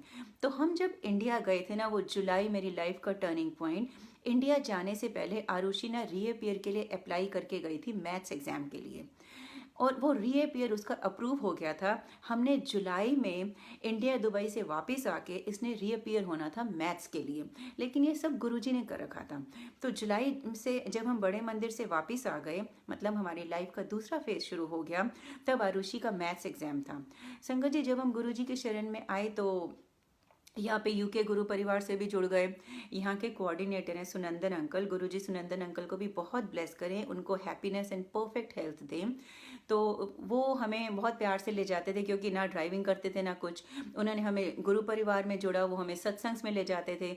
तो यहाँ पे सत्संग में जाके हमें बहुत अच्छा लगता था। तो ऐसे ही आई थिंक ये फर्स्ट या सेकेंड सत्संग था, उस सत्संग में हम गए। तो सत्संग में संगत जब गुरुजी के दरबार में फ्लावर्स चढ़ाती है ना, तो सत्संग से वापस आते हुए कई बार ऐसा होता है, तो जो होस्ट है ना, वो आपको वो फ्लावर्स देते हैं। तो आरुषि और मेरे को ना रोज़ फ्लावर्स दिए गए, जो उस सत्संग में चढ़े थे। संगत जी, हम ले आए, और मैंने ये सुनंदन अंकल से ही पूछा था कि अंकल मुझे समझ में नहीं आता, जब ये फ्लावर्स मिलते हैं ना, इनका क्या करें, इनको कैसे डिस्पोज ऑफ करें। तो अंकल ने बोला, हाँ यहाँ पे तो ऐसा कोई इतना इजीली मिलता नहीं है, समुद्र वगैरह, तो आप ना जहाँ पे गार्डन है वहीं डाल दिया करो, so that it goes back to nature. मुझे ये अंकल की बात बहुत अच्छी लगी। तो जब हम वो रोज़ फ्लावर लेके आए ना, मैंने शुरू में तो 2-3 दिन अपने घर में मंदिर में ही रखे। उसके बाद संगत जी, जब मुझे लगा वो ड्राई हो रहे हैं ना, तो मैंने तो ये सोचा अपनी तरफ से कि मैं ऐसे ही कहीं रख देती हूँ, मैं जब नीचे जाऊंगी तो गार्डन में डाल दूंगी। लेकिन सब गुरुजी कर रहे थे। उस वक्त मंदिर के बहुत पास मुझे गुरुजी की आरुषि की स्टडी टेबल दिखी, तो मैंने आरुषि की स्टडी टेबल पे वो रोज़ फ्लावर रख दिए। मुझे नहीं पता था कि गुरुजी क्यों रखवा रहे थे। आरुषि की स्टडी टेबल पे वो रोज़ फ्लावर रखे और उसके बाद सोचा कि जब नीचे जाएंगे तो गार्डन में ले जाएंगे। अब नेक्स्ट डे संडे था। संडे को जब आरुषि उठी, उसने अपना स्टडी टेबल देखी तो वहाँ पे बहुत डेंस, जैसे सिंदूर या तिलक होता है ना, वो था। अब उसने उस वक्त वहां से ना रोज फ्लावर हटाए थे, तो मतलब वो ऐसा लगता है कि वो रोज फ्लावर के नीचे ही थे, क्योंकि जैसे ही उसने रोज फ्लावर हटाए तो उसके नीचे बहुत ही डेंस तिलक, मतलब जो सिंदूर जैसा डेंस कंसिस्टेंसी का। तो उसको लगा कि मम्मा ने यहाँ पे सिंदूर रखा होगा, तो वो फटाफट मेरे पास आई, मम्मा आपने मेरी टेबल पे सिंदूर रखा है? मैंने कहा नहीं, मैं तो सिंदूर बस करवा चौथ पे यूज करती हूँ, बहुत अंदर कहीं अलमारी में पड़ा है। तो कहती है आके देखो। तो हमने देखा, हम हैरान हो गए। तो समझ में नहीं आया ये कहाँ से आ गया, और वो बहुत अच्छे से ना, बहुत अच्छे से वो हीप बना हुआ था, बहुत अच्छे से रखा हुआ था। तो ये समझ में नहीं आया कैसे हो गया। तो जब और कुछ समझ में नहीं आया तो हमने यही कंक्लूड किया कि ये जो रोजेस हैं ये ड्राई हो गए होंगे और उसका पाउडर निकला होगा। लेकिन हमने कभी सुना ही नहीं कि ऐसे रोजेस का पाउडर निकले, जब तक आप क्रश नहीं करोगे। इनफैक्ट क्रश करने के बाद भी ऐसे नहीं निकलेगा इतना फाइन टेक्सचर का जैसे कि तिलक है। तो हमें तो कुछ समझ में नहीं आया, लेकिन इतना क्लियर हो गया कि ये क्योंकि दरबार से लाए हुए रोज के नीचे है तो ये ब्लेसिंग ही होगी। तो उस वक्त मैंने आरुषि को टीका लगाया उसका, उस ब्लेसिंग का, और आरुषि ने मुझे लगाया। तो आरुषि को वो तिलक लगा दिया हमने ये सोच के कि ब्लेसिंग ही होगी। संगत जी, बाद में पता चला वो एक्चुअली ब्लेसिंग ही थी। उसी दिन इवनिंग में किसी के यहाँ सत्संग था, तो वहाँ पे एक बहुत पुरानी संगत है, पुरानी संगत या सीनियर, मैं ओल्ड एज वाइज कह दूँ, उमा आंटी, गुरुजी उमा आंटी को भी बहुत ब्लेस करें। उनको, वो बहुत टाइम से सत्संग में जा रही हैं, उनको गुरुजी के बारे में बहुत पता है। तो आरुषि ने मुझे सत्संग के बाद में रिमाइंड करवाया, मम्मा आप उमा आंटी से पूछो वो सुबह जो हुआ। तो मैंने उमा आंटी से पूछा, तब तक उमा आंटी को ये नहीं बताया कि आरुषि का एग्जाम है या कुछ है। तो हमने बोला कि आंटी ऐसे इसके टेबल पे ना वो सिंदूर जैसा था, लेकिन वो वहाँ पे गुरुजी के दरबार से लाए हुए रोज फ्लावर थे। तो आंटी कहती इसका कोई एग्जाम आने वाला है? हमने कहा हाँ जी आंटी, इसका मैथ्स एग्जाम आने वाला है 2-3 दिन के बाद। तो आंटी कहती बस फिर हो गया, गुरुजी आए, सी ब्लेस कर गए। तो हमें ये बात बहुत अच्छी लगी, बहुत ही अच्छी लगी। We felt more blessed. तो थोड़े दिन के बाद जब आरुषि का मैथ्स एग्जाम था, अब गुरुजी के शरण में आने से पहले मैंने आपको बोला था ना, जब आरुषि का कॉन्फिडेंस लूज हो गया था तो वो किसी भी एग्जाम में जाती थी ना, वो एंड मोमेंट तक पढ़ती रहती थी, मतलब, और वो बहुत मतलब घबरा जाती थी। लेकिन उस एग्जाम में जब वो गई, she was very very confident, जैसा उसने मुझे बताया। एग्जामिनेशन हॉल के बाहर बाकी जो रीअपियरिंग स्टूडेंट्स, उसमें से बाकी सब लोग अपने बुक्स खोल के फॉर्मूला पढ़ रहे थे, लेकिन Arushi was the only one जो बिल्कुल रिलैक्स थी, कॉन्फिडेंट थी। उसको मतलब ऐसा नहीं कि फिक्र नहीं थी, वो बहुत कॉन्फिडेंट थी। उसको गुरुजी ने ब्लेस कर रखा था, उसने कोई बुक्स नहीं खोली हुई थी, बड़ी कॉन्फिडेंटली गई। तो जब वो एग्जाम दे के आ गई तो वो मन ही मन में बोल रही थी कि गुरुजी, अब यूनिवर्सिटी में 70 से ऊपर आना भी बहुत बड़ी बात होती है। अब उसके मुंह से निकला, गुरुजी बस 80 से ऊपर आ जाए, 81 आ जाए तो बहुत अच्छा होगा। और ये हमें पता था गुरुजी ब्लेस कर चुके हैं, मुझे तो पूरा विश्वास हो गया कि इसके बहुत अच्छे मार्क्स आएंगे। और वही हुआ, इसके 81 मार्क्स आए, जो इसने मांगे थे वही आए, और जो यूनिवर्सिटी लाइफ में बहुत अच्छे मार्क्स होते हैं, और इसका कॉन्फिडेंस वापस आ गया। इट्स ऑल बिकॉज ऑफ गुरुजी। तो ये तो एक, this is one of the many satsangs जिससे गुरुजी ने आरुषि को ब्लेस किया है और कर रहे हैं। तो गुरुजी को बहुत शुक्राना, जैसे आरुषि का लॉस्ट कॉन्फिडेंस वापस आ गया। अगर ऐसे और कोई स्टूडेंट्स हैं जो सुन रहे हैं या बाद में सुनेंगे, अगर उनके साथ भी ये प्रॉब्लम है, गुरुजी उनको बहुत ब्लेस करें, सभी स्टूडेंट्स को ब्लेस करें, स्टडीज में, मार्क्स, इंटर्नशिप, उनका करियर, ओवरऑल बहुत बहुत ब्लेस करें गुरुजी सबको। तो देखो कैसे गुरुजी इतना ब्यूटीफुली अलग अलग तरीकों से, गुरुजी के ब्लेस करने के वेज आर अमेजिंग। और इस साल की मैं आपको बात बताऊं, इस साल क्या हुआ, मैंने आपको बताया था ना कि लास्ट ईयर आरुषि को रोल्स रॉयस में 2 बार उसने इंटर्नशिप करी, और उन्होंने उसको इसकी परफॉर्मेंस की वजह से दोबारा से इस ईयर की समर के लिए दोबारा से बुलाया। अब संगत जी, as in December last year किसी को नहीं पता था कि कोरोना आने वाला है, राइट? और आरुषि के पास रोल्स रॉयस का वर्क एक्सपीरियंस था इस ईयर की समर के लिए। अब नॉर्मली रोल्स रॉयस जैसी कंपनी, सॉरी संगत जी मैं बोस्ट नहीं कर रही हूँ, मैं नाम इसलिए बोल रही हूँ क्योंकि इसका सत्संग में रेलिवेंस है। मैं नेवी मेरा सतगुरु ऊंचा, हमारी क्या औकात कि हम कुछ भी बोस्ट करें। अगर ये बोल रही हूँ तो सिर्फ इसलिए कि गुरुजी के लिए कुछ भी इम्पॉसिबल नहीं है। तो संगत जी, जब वैसी बड़ी कंपनी की इंटर्नशिप थी, वर्क एक्सपीरियंस था, तो कोई क्यों और अप्लाई करेगा। लेकिन गुरुजी ने आरुषि को गाइड किया और आरुषि को बार्कलेज की वर्क एक्सपीरियंस इंटर्नशिप अपॉर्चुनिटी दिखाई। तो नॉर्मली आरुषि सब चीज़ डिस्कस करती है, उसने बार्कलेज के लिए अप्लाई कर दिया। तो उसने मुझे जब बताया तो मैंने कहा, आरुषि रोल्स रॉयस जैसी इंटर्नशिप है आपके पास, आपने बार्कलेज क्यों अप्लाई किया। कहती है, मम्मा मुझे भी समझ में नहीं आया मैं क्यों कर रहा था, मैंने गुरुजी की तरफ देखा, ऐसे लगा जैसे गुरुजी मुझे बोल रहे हैं कर दे। उसके पास एक इंटर्नशिप होते हुए, वो भी अच्छी वाली, और ये बार्कलेज क्यों किया। तो लेकिन गुरुजी करवा रहे थे और वो चीज़ इस साल आके क्लियर हो गई। अब संगत जी, और मुझे आरुषि बोलती है कि मम्मा मेरा बहुत मन है कि साइबर सिक्योरिटी में, although Barclays is a financial bank और मैं इंजीनियर हूँ, इंजीनियरिंग कर रही हूँ, लेकिन मेरा मन है मैं साइबर सिक्योरिटी में कहीं पे वर्क एक्सपीरियंस लूँ। तो इसने साइबर सिक्योरिटी के लिए अप्लाई किया था, लेकिन कहती है मम्मा मुझे फाइनेंस का कुछ एक्सपीरियंस नहीं है, ये तो ऐसे ही अप्लाई कर दिया क्योंकि शायद गुरुजी कह रहे थे, मुझे लगता है मम्मा एक दो स्टेज के बाद मेरा होगा नहीं। लेकिन गुरुजी की ब्लेसिंग देखो, first stage, second stage, third stage, fourth stage, last stage तक हो गया। इसको लाइव असेसमेंट के लिए बुलाया गया, फेस टू फेस इंटरव्यू के लिए बुलाया गया। And to cut the long story short, Arushi ने बोला कि इंटरव्यू में भी ऐसे जैसे गुरुजी इसको कॉन्फिडेंस दे रहे हो। इंटरव्यूअर का नाम पवन था और मेरे हस्बैंड का नाम पवन है। तो आरुषि कहती है मुझे ऐसा लग रहा था गुरुजी ब्लेस कर रहे हैं। तो इसका इंटरव्यू भी बहुत अच्छा गया और गुरुजी की कृपा से इसको बार्कलेज में इंटर्नशिप मिल गई।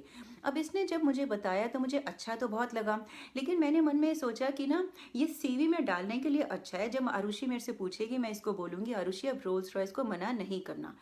लेकिन संगत जी, किसी को नहीं पता था कोरोना आने वाला है, गुरुजी को पता था। गुरुजी ने आरुषि को मुझसे कंसल्ट ही नहीं करने दिया। आरुषि को बार्कलेज की ओरल ऑफर आई, उसके बेसिस पे गुरुजी ने उसको ऐसे उसकी माइंड को कंट्रोल किया, उसने रोल्स रॉयस को रिग्रेट कर दिया, I won't be able to join you. और उसने मुझे बाद में आके बताया, मैंने कहा अरे आपने ये क्या किया। मैंने कहा अभी तो बार्कलेज की रिटर्न भी नहीं आई है। तो शी सेड बस मैंने कर दिया, शायद गुरुजी यही चाहते हैं। आरुषि भी बहुत अच्छे से जुड़ गई है गुरुजी से, गुरुजी का बहुत शुक्राना। तो उसने बोला शायद गुरुजी यही चाहते हैं। उसके बाद बार्कलेज की रिटर्न ऑफर आ गई। संगत जी, मैं मन मन में ये सोच रही थी गुरुजी से, गुरुजी रोल्स रॉयस ज़्यादा बेटर थी ना, आपने बार्कलेज करवा दिया, एनीवेज आपको ज़्यादा पता होगा। वो गुरुजी ने बाद में बिल्कुल क्लियर कर दिया। अब जब जुलाई आया, सारी इंटर्नशिप शुरू होने वाली थी, कोरोना आ गया। संगत जी, Barclays was one of the very very very few companies जिनकी इंटर्नशिप थी और उन्होंने वो ऑनलाइन कर दी। बाकी 99.9% कंपनीज ने अपनी इंटर्नशिप कैंसिल कर दी क्योंकि इस बार कोरोना था। गुरुजी का बहुत शुक्राना, गुरुजी को पता था कि रोल्स रॉयस की इंटर्नशिप आगे होनी ही नहीं है, कैंसिल हो जानी है, कोरोना आने वाला है, इसलिए गुरुजी ने आरुषि को गाइड करके उसको बार्कलेज में करवाया क्योंकि गुरुजी को पता था कि बार्कलेज की इंटर्नशिप होएगी। तो गुरुजी का बहुत शुक्राना, जब आरुषि को पता चला ना लिंक्डइन से कि उसके सारे फ्रेंड्स की इंटर्नशिप कैंसिल हो गई, शी वाज लाइक मम्मा जय गुरुजी, तो ये रीज़न था इसलिए गुरुजी ने मेरा करवाया। तो हम लोग तो बहुत हैरान हुए, we felt so so so blessed. तो आरुषि का इंटर्नशिप भी हुई बार्कलेज में और बहुत अच्छे से हो गई। और मेरे को ये भी था कि अगर वो बार्कलेज के लिए जाएगी तो उसको घर से छोड़ के शिफ्ट होना पड़ेगा क्योंकि वो बहुत दूर की लोकेशन है, और मुझे ये था कि मेरे से अलग रहेगी, कैसे खाने वाने का, क्योंकि उस जगह पे इतना इंडियन फूड भी नहीं है। लेकिन गुरुजी ने वो सब प्रॉब्लम ही नहीं आने दी, इंटर्नशिप हो गई, उसको शिफ्ट नहीं होना पड़ा, ऑनलाइन हो गई। और इतना ही नहीं, गुरुजी का बहुत बहुत शुक्राना, रिसेंटली बार्कलेज ने आरुषि को जॉब अपॉर्चुनिटी भी दे दी है, जॉब ऑफर भी दे दी है।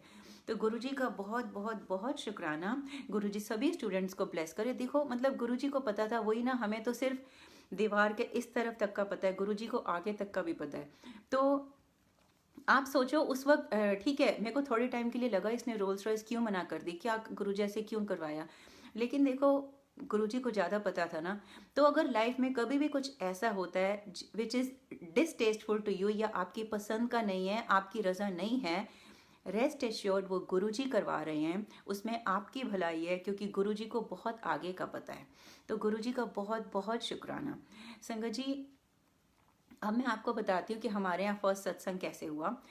अब जब गुरुजी की शरण में आ गए ना, तो गुरुजी ने अपने सत्संग में बुलाना शुरू कर दिया। मैं बहुत अच्छा लगता था, बड़ा अच्छा लगता था। सबको ही अच्छा लगता है गुरुजी की संगत के साथ बैठना, गुरुजी के वो शब्द सुनना, गुरुजी का लंगर प्रसाद खाना, कड़ा प्रसाद खाना, बड़ा ही आनंद आता है। उससे उससे बेटर ब्लिस नहीं है कोई।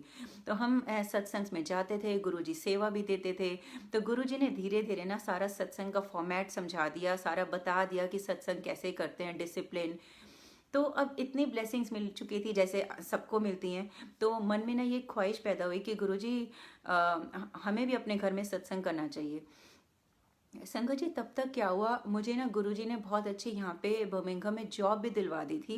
वो जॉब भी कैसे दिलवाई, दैट इटसेल्फ इज अ सत्संग इन इटसेल्फ। उसका सिर्फ मैं एक लाइन में बोलूँगी, I was the least competent in the sense in terms of experience in this country. तो उस हिसाब से बाकी सब लोग ब्रिटिश लोग थे और मेरा एक्सपीरियंस कम था। बहुत अच्छी कंपनी में गुरुजी ने मुझे, interview was suppose to be a non technical interview, competency based interview होना था। क्योंकि गुरुजी ने मुझे ब्लेस करना था, मुझे यहाँ जॉब दिलवानी थी, गुरुजी ने मुझे टेलीपैथी से बोला आईबीपी दी डेफिनेशन ते लर्न कर ले, विच is a technical term for me. And Guruji made sure कि मैं डेफिनेशन लर्न करूँ, और गुरुजी ने मुझे बहुत अच्छे से तैयारी करवाई। इंटरव्यू टेक्निकल ना होते हुए भी उसमें टेक्निकल क्वेश्चन पूछे गए जो गुरुजी ने ऑलरेडी मुझे बता दिए थे। एंड गुरुजी ने बहुत ही ब्यूटीफुली ब्लेस करके ये जो जॉब, मेरी ड्रीम जॉब थी, मुझे दिलवाई। तो ये मैं सत्संग शेयर कर चुकी थी अपने यूके गुरु परिवार में, जो वीकली सत्संग होते थे। तो मेरे मन में ख्वाहिश आई कि गुरुजी बहुत अच्छे से ब्लेस कर रहे हैं, हमें भी अपने घर में सत्संग करना चाहिए। और ये ख्वाहिश आई, लेकिन जब ये ख्वाहिश आई ना, साथ ही मन में ना वो एक जो फर्स्ट टाइम सत्संग करने का डर होता है ना, वो भी आने लग गया। जब ख्वाहिश आई ना, तो तब एक तो डर भी था कि कैसे होगा, और ना मैंने ये बोला कि गुरुजी सत्संग तो करना है घर में, मैं आपके ना एक हिंट की, एक इंडिकेशन की वेट कर रही हूँ। आप भी चाहते हो यहाँ हमारे घर में हो जाए सत्संग, फर्स्ट सत्संग, क्योंकि तब तक 4-5 मंथ्स हुए थे, यानी 6 मंथ्स हुए होंगे। मुझे लगा कि गुरुजी अब रखना चाहिए हमें हमारे घर में फर्स्ट सत्संग, आप एक हिंट दे दो, एक इंडिकेशन दे दो गुरुजी। तो संगत जी, क्या हुआ, न्यू ईयर का सत्संग था सुनंदन अंकल के यहाँ। गुरुजी अगेन सुनंदन अंकल को बहुत ब्लेस करें। तो सुनंदन अंकल के यहाँ सत्संग था, वहाँ पे ना अलका आंटी आई। मैंने अलका आंटी के बारे में सुना था, और मुझे सुन के ऐसा लगा कि मेरी इन आंटी से बहुत बनेगी। मुझे ऐसा लगा जैसे वो मेरे टाइप की हैं, लेकिन एक्चुअली वो जो होता है ना, अंदर से कुछ अर्ज थी उन आंटी को मिलने की। तो मैं अंकल को, मैंने अलका आंटी से बात करते हुए कई बार सुना था, तो मैंने अंकल को बोला भी था, I would love to meet her. तो जब अंकल के यहाँ सत्संग था ना, तो अलका आंटी आई। गुरुजी ने, सुनंदन अंकल ने मुझे अलका आंटी से मिलवाया। तब तक अलका आंटी भी ये जॉब वाला सत्संग सुन चुकी थी। तो अलका आंटी ने हेलो हाय बोला, तो बाद में जैसे बोलते हैं ना, ओके सी यू, तो उन्होंने बोला, you know Madhu, you should do a सत्संग एट योर होम, गुरुजी ने आपको जॉब से और इतनी ब्लेसिंग्स दी हैं। तो वो जो एक हिंट और इंडिकेशन की वेट कर रही थी ना, उस वक्त मुझे ऐसा लगा अलका आंटी के थ्रू गुरुजी मुझे वो इंडिकेशन दे रहे हैं। तो गुरुजी अलका आंटी को बहुत ब्लेस करें, और गुरुजी का शुक्राना, अलका आंटी के थ्रू मुझे एक बहुत ही प्यारी सोल सिस्टर दी है, बहुत ही प्यारी हैं वो, गुरुजी उनको बहुत ब्लेस करें। तो अलका आंटी के थ्रू जब गुरुजी ने मुझे वो इंडिकेशन दिया ना, तो अब समझ में आ गया कि सत्संग तो होगा घर में, फर्स्ट सत्संग। लेकिन ना तब वो मन में होने लग गया कि अरे सत्संग कैसे होगा, घर हमारे पास तो सत्संग का सामान ही नहीं है, मेरे पास तो आरती की थाली ही नहीं है। तो संगत जी, पता नहीं क्यों मेरे मन में ना ये रट लगने लगी, मेरे पास तो सत्संग का सामान ही नहीं है, सत्संग कैसे होगा, मेरे पास तो आरती की थाली भी नहीं है। ऑफ ऑल द थिंग्स, पता नहीं क्यों आरती की थाली क्यों मन में आ गया। तो ये अलका आंटी ने इंडिकेशन दिया, मन में ये आया। घर आके मैंने अपने हस्बैंड को, पवन अंकल को और आरुषि को बोला कि ना ऐसे ऐसे इंडिकेशन तो मिल गई है। मैंने फिर से बोला, मैंने कहा कि लेकिन सत्संग कैसे होगा, मुझे समझ में नहीं आ रहा, मेरे पास तो सत्संग का सामान ही नहीं है, मेरे पास तो आरती की थाली ही नहीं है। नेक्स्ट डे जब मैं ऑफिस जाने लगी, मैं जब भी ऑफिस जाती थी अपनी मम्मी से बात करती थी, तो मैंने अपनी मम्मी से बात करी, उनको भी सेम चीज़ रिपीट करी कि सत्संग तो होना है अब, फर्स्ट सत्संग, लेकिन कैसे होगा, मेरे पास तो आरती की थाली ही नहीं है। मैंने सेकंड टाइम मम्मी को बोला, तो और थर्ड टाइम मैंने शायद अपनी सिस्टर को भी बोला। फिर क्या हुआ, हमारे यहाँ एक जॉय आंटी हैं, जॉय आंटी ने एक अपना अपना फर्स्ट सत्संग रखा था, और जिस दिन जॉय आंटी के यहाँ सत्संग होना था ना, गुरुजी जॉय आंटी को भी बहुत ब्लेस करें, तो जिस दिन जॉय आंटी के यहाँ सत्संग होना था, उससे एक दिन पहले सुनंदन अंकल हमारे यहाँ आई। तो फिर मैंने Sunandan uncle was the last person जिनको मैंने ये बात बोली होगी। मतलब मैं 3 लोगों को ऑलरेडी बोल चुकी थी, फोर्थ मैंने सुनंदन अंकल को बोली। तो मैंने कहा अंकल वो आपको याद है उस दिन अलका आंटी ने बोला तो सत्संग तो कराना है, लेकिन मुझे लग रहा है सत्संग कैसे होगा, मेरे पास तो सत्संग का सामान ही नहीं है, मेरे पास तो आरती की थाली ही नहीं है। तो अंकल ने बोला इसमें कौन सी बात है, आप कोई भी साफ थाली ले लो, it doesn't have to be a very special proper exclusive thali for aarti, आप कोई भी साफ थाली ले लो। तो मैंने कहा वो तो है, तो लेकिन वो जो आरती की थाली वाला वो सुई अटक गई थी ना वो। तो अंकल को बोला ये अब शायद गुरुजी भी पक चुके थे कि आरती की थाली की रट लगाई हुई है। नेक्स्ट डे जब जॉय आंटी के यहाँ सत्संग पे गए संगत जी, कैन यू बिलीव इट, बहुत अच्छे से सत्संग हो गया। सत्संग के एंड में मैं पीछे बैठी थी और भी बहुत सारे लोग बैठे थे। अचानक से जॉय आंटी पीछे मुड़ के कहती है Madhudi can you take this aarti की thali to your home. It can't be true, I mean कैसे हो गया, मैं अनबिलीवेबल था, मुझे समझ में नहीं आया कैसे हो गया। मतलब जॉय आंटी को नहीं मालूम था। मैंने आपको बोला ना सुनंदन अंकल, आरुषि पवन अंकल, मेरी मम्मी एंड शायद मेरी सिस्टर, बट इन्हीं लोगों को पता था और किसी को ये आरती की थाली का नहीं पता था, और अंकल ने जॉय को भी नहीं बताया था। तो जॉय आंटी को पता ही नहीं था कि मैंने ये मेरी सुई अटकी हुई है आरती की थाली की। अचानक से, क्योंकि गुरुजी ने उनको बोला होगा, अचानक से पीछे मुड़ के कहती है Madhudi can you take this aarti की थाली टू योर होम। मुझे बहुत अच्छा लगा, बहुत अच्छा लगा।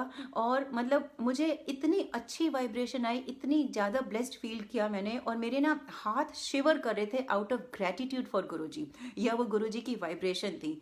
तो मुझे बहुत ही अच्छा लगा। तो मैं गई उनके पास, मैंने कहा वाई नॉट, मैंने कहा आप ऐसा क्यों कह रहे हो, कहती है बस मन में आया, क्योंकि तब भी मुझे तसल्ली नहीं हुई, मुझे डाउट हुआ शायद इनको पता है। मैंने कहा आप मुझे बताओ आपने मुझे ही क्यों बुलाया, कहती है बस मन में आया। तो मैंने कहा अच्छा। फिर मैंने उनको बताया कि ये था, कहती है जय गुरु जी। तो तब समझ में आ गया कि सत्संग करना है, कोई बहाना नहीं चलेगा, सब गुरु जी करवाते हैं। तो गुरुजी का बहुत शुक्राना, ऐसे ब्यूटीफुली जो मैंने आरती की थाली की रट लगा रखी थी वो भी गुरुजी ने ही ब्लेस कर दी। संगत जी जब मैं घर में घुसी ना, उस आरती की थाली में जो सत्संग में आरती हुई थी, आरती की जलती हुई जोत भी थी, मुझे बहुत अच्छा लगा। आज की डेट में भी हम वही आरती की थाली यूज़ करते हैं। तो गुरुजी का बहुत बहुत बहुत शुक्राना। तो ऐसे तो गुरुजी का इंडिकेशन मिला, सारी चीज़ें होती गई। और जैसे आप सब लोगों को मालूम है जब गुरुजी का सत्संग होता है, आपका घर नहीं होता, वैसे भी हमारे ही घर नहीं, गुरुजी का ही घर है। ये सत्संग वाले दिन गुरुजी का दरबार बन जाता है, गुरु परिवार का घर बन जाता है, और गुरुजी सब कुछ करवाते हैं। तो सत्संग बहुत अच्छे से हो गया, गुरु परिवार ने बहुत अच्छे से सेवा करी, बहुत अच्छा हुआ। तो संगत जी इसके साथ मैं आपको एक सत्संग और सुनाती हूँ, क्योंकि मुझे ये बार बार गद्दी दिख रही है और ये सत्संग सुनाना बहुत ज़रूरी है। संगत जी ये ब्लेस्ड गद्दी है ना, ये भी एक सत्संग है। क्या हुआ, जैसे मैंने आपको बताया ना घर में फर्स्ट सत्संग हुआ, तो जब हम यहाँ इस घर में आए थे ना, इस घर के लिए जब हमने फर्नीचर लिया था ना, तो हमने मेरे हस्बैंड को ना एक 3 सीटर सोफ़ा, एक मॉडल था जो पसंद आया जिसमें 3 सीटर सोफ़ा आता है, लेकिन 2 सीटर और 1 सीटर नहीं आता। तो मेरे हस्बैंड ने बोला कि मुझे ये सोफ़ा पसंद है। तो मैंने कहा अगर हम 3 सीटर लेंगे ना तो ड्राइंग रूम खाली खाली लगेगा, क्योंकि इस मॉडल में 2 सीटर और 1 सीटर तो है ही नहीं। तो उन्होंने बोला नहीं मधु मुझे यही पसंद है, ज़्यादा बात है ना तो हम 2 3 सीटर ले लेते हैं, आपकी बात रखी जाएगी, ड्राइंग रूम भरा भरा हो जाएगा। तो मैंने कहा ठीक है अब आपका मन है तो मतलब कि हमारे घर में 3 सीटर सोफ़ा था। और गुरुजी की कृपा से फर्स्ट सत्संग, सेकंड सत्संग, सत्संग जैसे 5 से सत्संग हो गए ना, हमारे पास कोई ऑप्शन नहीं थी, हम ये 3 सीटर सोफ़ा को सेंटर में शिफ्ट करके गुरुजी का दरबार लगाते थे। तो शुरू में तो बहुत अच्छा लगा कि बड़ा दरबार बड़े सोफ़े पे लगता है, लेकिन धीरे धीरे मुझे लगा कि थोड़ा चेंज चाहिए। और जब ये इस ईयर लॉकडाउन आया ना, लॉकडाउन में फिजिकल सत्संग तो बंद हो गए, तो ना वर्चुअल सत्संग शुरू हो गए। और ना एक ग्लोबल सत्संग होता है जो संडे को होता है 12:30 to 2:30, उसकी ना प्लेलिस्ट आती थी। ये जब से ये प्लेलिस्ट आनी शुरू हुई है ना, तब से गुरुजी ने मुझे उन सत्संग से जोड़ लिया है। तो वो हर संडे को मैं सत्संग करती हूँ, वो वाला आज भी करूँगी, हर संडे को वो मैं करती हूँ। उसकी प्लेलिस्ट आती है और बड़े प्यार से कड़ा प्रसाद बनता है, चाय प्रसाद बनती है, हम गुरुजी की आरती करते हैं, प्लेलिस्ट चलती है। उस 2 घंटे में ऐसा ही फील होता है जैसे प्रॉपर सत्संग में बैठी हूँ। और फर्स्ट टाइम जैसे जब मैंने वो वर्चुअल सत्संग किया था ना, तब मेरे पास ये सोफ़ा नहीं था। और मतलब हर संडे आप क्या वो बड़े वाले सोफ़ा को शिफ्ट करोगे, तो मैं मतलब गुरुजी का स्वरूप था, लेकिन कोई चेयर या कोई ऐसे दरबार नहीं मतलब कोई आसन नहीं लगा था। तो ऐसे ना अप्रैल से लेकर जुलाई तक ऐसे ही करती थी मैं, एवरी संडे को करती थी। लेकिन मुझे ब्लेसिंग लगती थी क्योंकि पहले ही सत्संग में गुरुजी ने मुझे बहुत ब्लेस किया। कुछ मेरी स्टमक इशू चल रहा था, वो सत्संग की आरती के बाद ही मेरे को अचानक से डांस करने को मन किया, मैं नाची और वो मेरी स्टमक इशू ही सॉल्व हो गई। तो उस दिन के बाद से मैंने सोच लिया कि जब तक ये सत्संग चलते रहेंगे मैं हर संडे को ये सत्संग करूंगी। तो संगत जी, अप्रैल से लेकर जुलाई तक तो मैं ऐसे ही करती थी। लेकिन जुलाई में एक बार ऐसे ही मन में आया, जब संडे का सत्संग किया, मैंने कहा गुरुजी मैं बड़े प्यार से करती हूँ, कड़ा प्रसाद बनाती हूँ, बहुत ही प्यार से करती हूँ, ऐसे ही लगता है जैसे प्रॉपर सत्संग है, आप आते तो हो ना। तो अब पता नहीं मन में वो ख्याल भी क्यों आया, सब कुछ तो गुरुजी करवाते हैं। मैंने कहा गुरुजी आप आते तो हो ना।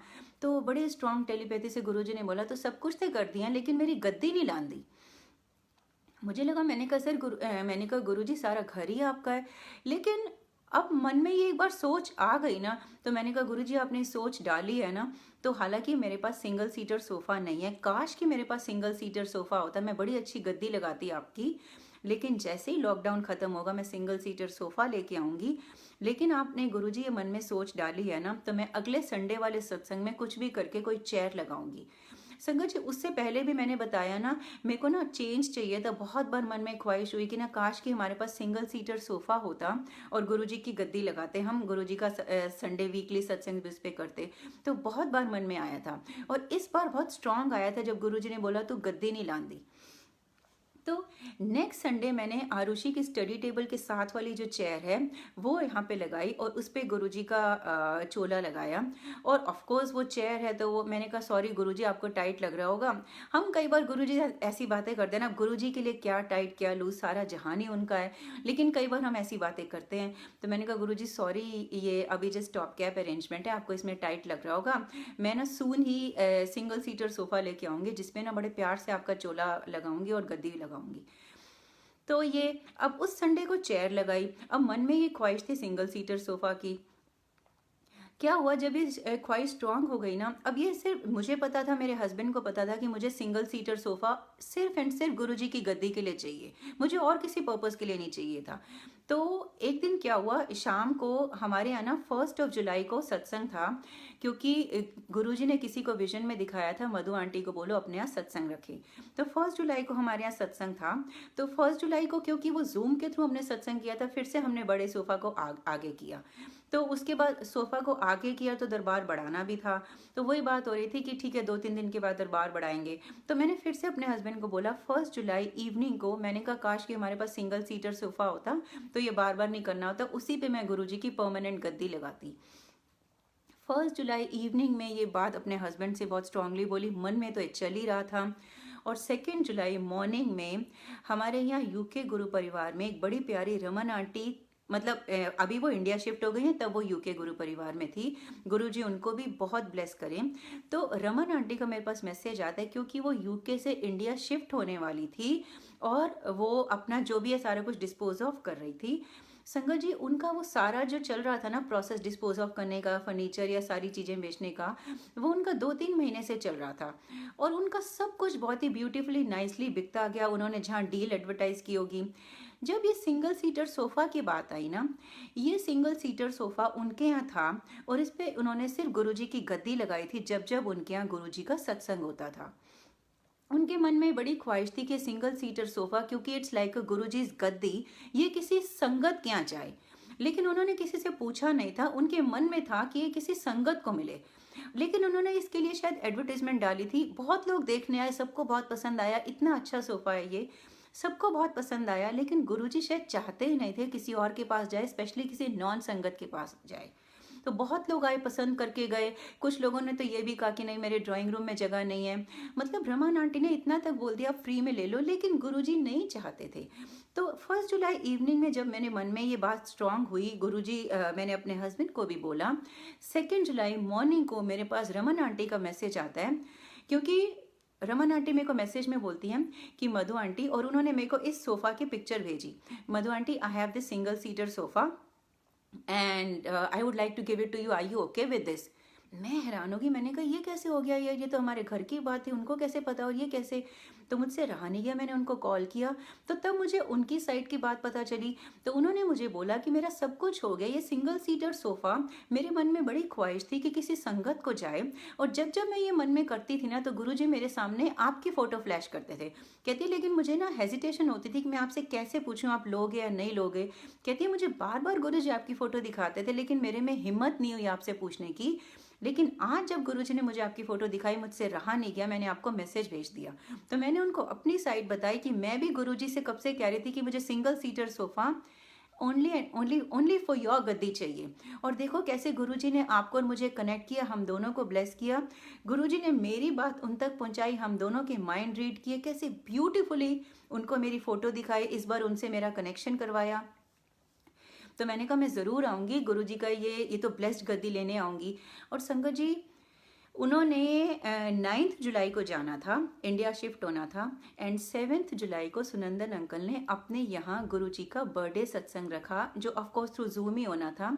लेकिन मुझे गुरुजी ने सेवा दी थी तो मैंने वहाँ सेवा देने जाना था, तो मैंने सोचा वहाँ जाऊँगी तो वहाँ से लंगर प्रसाद लेती आऊँगी। अब रमन आंटी ने बोला कि मैंने 9 को जाना है, तो आप कब आ रहे हो ये गद्दी लेने, सोफ़ा लेने? तो तब मेरे मन में आया कि मेरे मन में क्या आया, गुरुजी ने मन में डाला कि वो रमन जा रही है तो उसको ब्लेसिंग मिलनी चाहिए, लंगर प्रसाद मिलना चाहिए। 7 जुलाई का बर्थडे सत्संग अटेंड करके लंगर प्रसाद लेके रमन तक जा।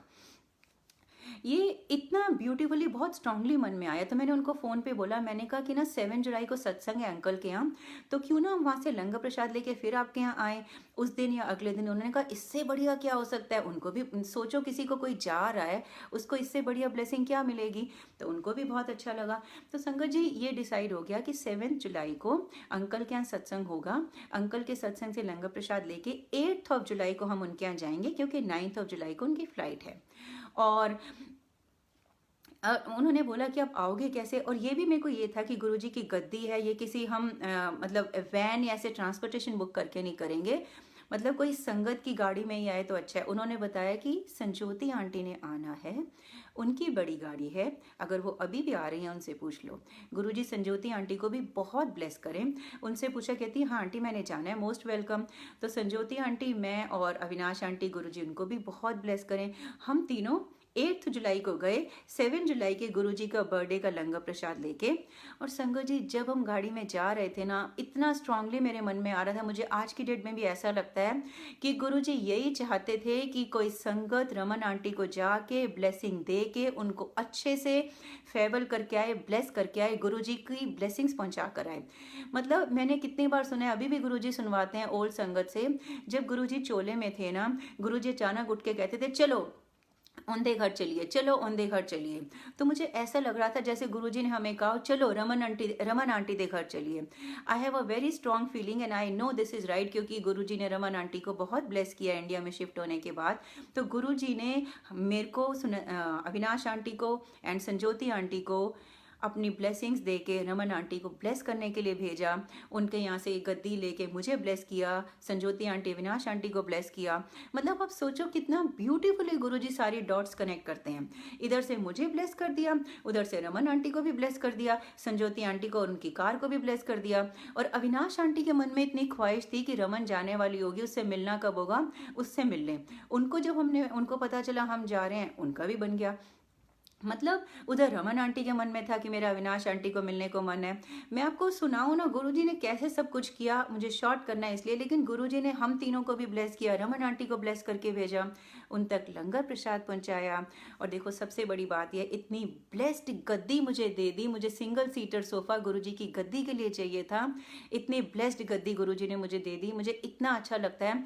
और अब तो ऑफकोर्स ये गद्दी परमानेंटली लगी रहती है, हर संडे का सत्संग होता है यहीं पे होता है, तो अभी भी थोड़ी देर बाद यहीं होगा। तो गुरुजी का बहुत बहुत बहुत शुक्राना, मुझे गद्दी से ब्लेस किया। आप सोच सकते हो जब ऐसे गद्दी लगी हो और बाकी सब तो प्लेलिस्ट चल रही है, आप प्रसाद बना के बैठे हो, तो सिर्फ संगत की कमी लगती है। बाकी मुझे बिल्कुल वैसा लगता है जैसे जब आप बाहर सत्संग में जाते हो ना। तो गुरुजी का बहुत बहुत बहुत शुक्राना। तो संगत जी जैसे मैंने बोला ना कि अभी 1 घंटे बाद यहाँ पे सत्संग है, तो मैं यहीं पे गुरुजी से आज्ञा लूँगी। एंड गुरुजी का बहुत शुक्राना ब्लेस करने का, ये मौका देने का कि मैं गुरुजी का गुणगान कर सकूं। गुरुजी के गुणगान से बड़ा कोई पाठ ही नहीं है। एंड थैंक यू एवरीवन जुड़ने का। And thank you Anjali aunty and entire team of Guruji नाल मौजा। मेरी गुरुजी से ये अरदास है कि गुरुजी आप सब लोगों को बहुत ब्लेस करें, आपकी झोलियाँ खुशियों से भर दें, आपको हैप्पीनेस दें, आपके घर में बरकत लाएं, आपको परफेक्ट हेल्थ दें। जो कोई इस वक्त जॉबलेस है उनको जॉब अपॉर्चुनिटीज़ दें। सबके घर में चूल्हा जलता रहे, सबकी सेहतें बनी रहें, सब खुशियाँ रहें, आपके रिलेशनशिप्स में हर चीज़ में बरकत आए। गुरुजी आप सब लोगों को बहुत ब्लेस करें। एंड आपसे और गुरुजी से मैं कान पकड़ के माफ़ी मांगती हूँ। सॉरी अगर मुझसे कोई जाने अनजाने भूल चूक हो गई हो तो गुरुजी मुझे माफ़ करें। Thank you everyone, thank you so much. शुक्राना शुक्राना गुरुजी का, शुक्राना शुक्राना शुक्राना। जय गुरुजी। गुरुजी आपका बहुत शुक्राना। लव यू गुरुजी। जय गुरुजी। जय जय गुरुजी। अनंतम शुक्राना मेरे मालिक। जय